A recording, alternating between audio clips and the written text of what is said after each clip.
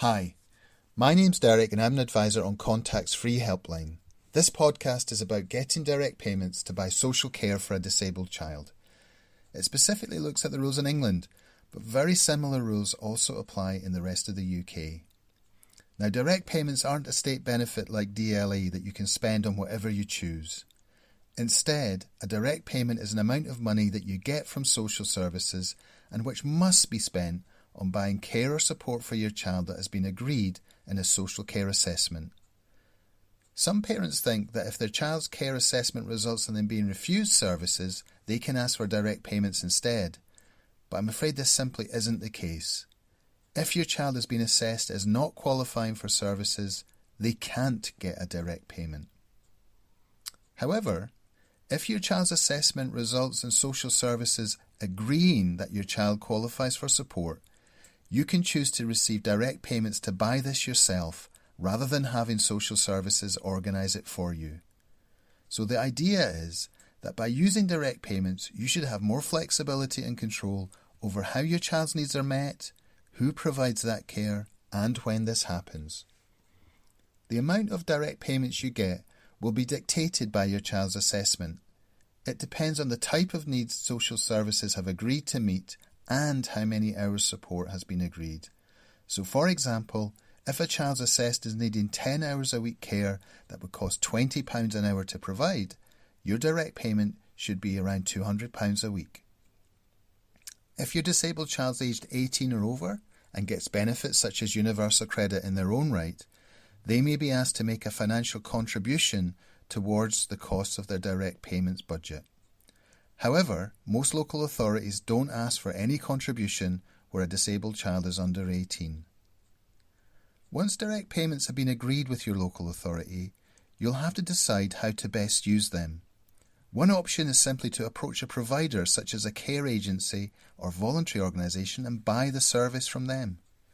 However, if you prefer, you might want to try and recruit someone yourself to provide a service to your child. This is known as employing a personal assistant.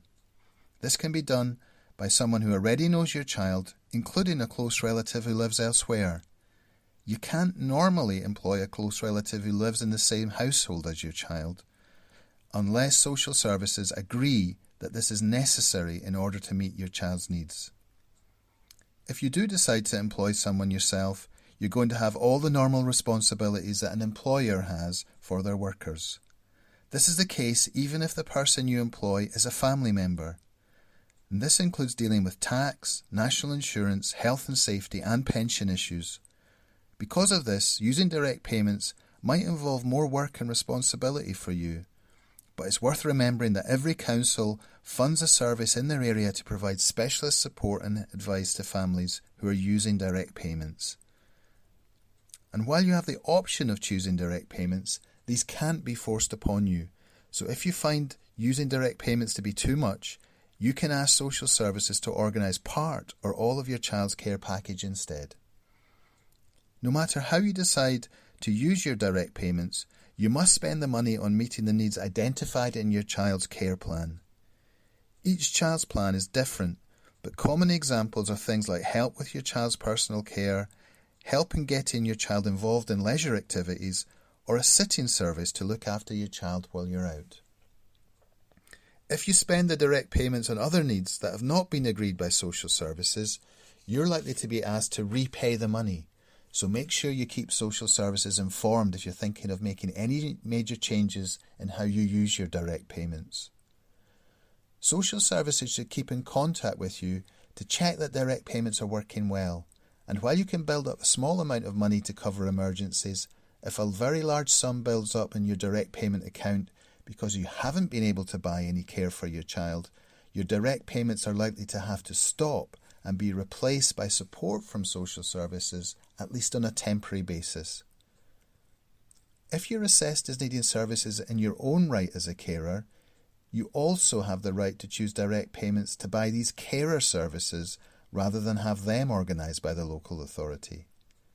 The amount of your direct payment as a carer and what you can spend it on will be determined by your carer's assessment. For more information on direct payments and other social care issues, call Contact's free helpline or see our website at contact.org.uk. Thanks a lot for listening.